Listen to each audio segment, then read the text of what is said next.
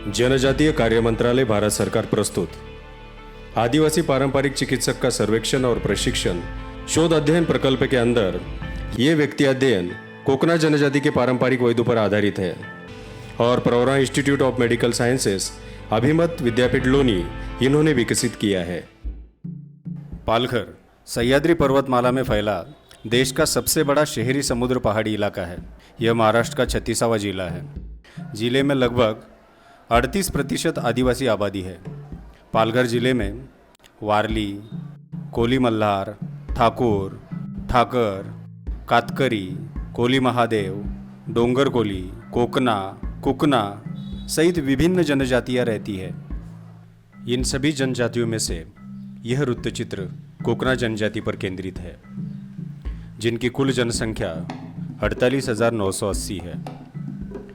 कुल आबादी के लगभग 4.25% कोकना है। इस जनजाति के सभी लोग छोटी बड़ी बीमारियों के इलाज के लिए अपने पारंपरिक तरीके का पालन करते हैं। जिले में कई पारंपरिक चिकित्सक हैं, जिनमें से हम आपको विक्रमगढ़ तालुका के पांडु भोये से मिलवा रहे हैं। मेरा नाम पांडु भोये, साखरी, तालुका विक्रमगढ़, जिला पालघर।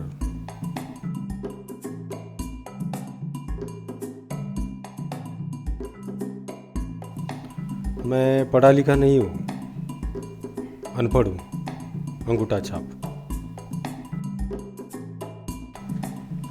मैं जड़ी बूटी का काम करता हूँ और साथ में खेती भी करता हूँ। खेती माने फूलों की खेती है, उसी पे हमारा जीवन चलता है। मेरे दादाजी ने मुझे जड़ी बूटियों के बारे में जानकारी दी थी।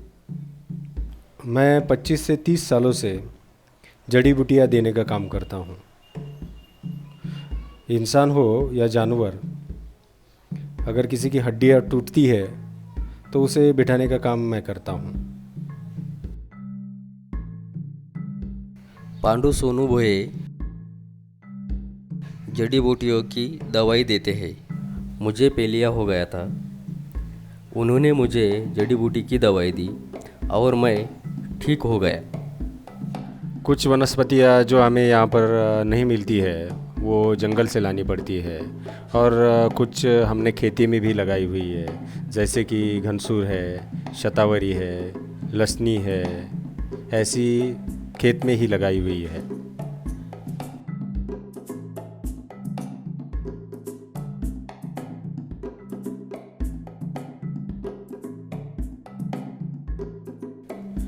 ये घनसूर का पौधा है। सांप के काटने पर इसकी जड़ का रस आँख में डालने से सांप का जहर सिर तक नहीं पहुंचता है। ये है अमरूद का पेड़। अमरूद के तने की छाल को जलाकर उसका चूर्ण घाव पर लगाने से घाव जल्दी भर जाता है।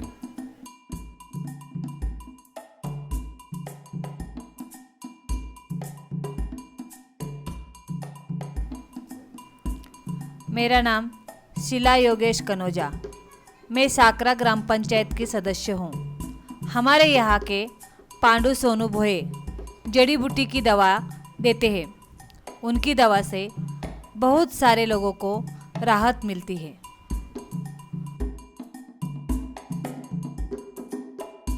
ये खरसंगी का पेड़ है। खरसंगी के पेड़ की छाल निकालकर उसे अगर 4 दिन पानी में लिया तो गुर्दे की पथरी निकल जाती है।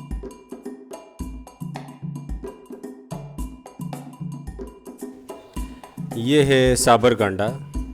इस साबर कांडे का कोला तना लेकर उसे छीलकर भूनकर उसका पानी निकालकर बच्चे को खांसी हो रही हो उसका पानी 1 चम्मच बच्चे को पिलाने से खांसी ठीक हो जाती है।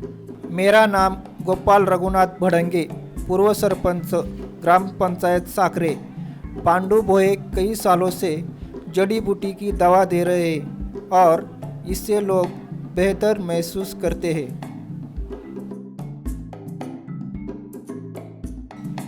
यहाँ खेत में आने के बाद मैं इस झोपड़ी में रहता हूँ।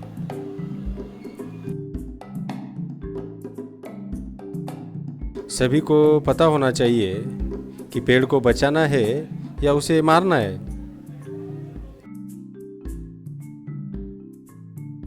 यदि वनों की कटाई नहीं रुकी तो जड़ी बूटियाँ नष्ट हो जाएगी। पानी के बिना जीवन नहीं है, वैसे ही छाँव के बिना भी जीवन नहीं है।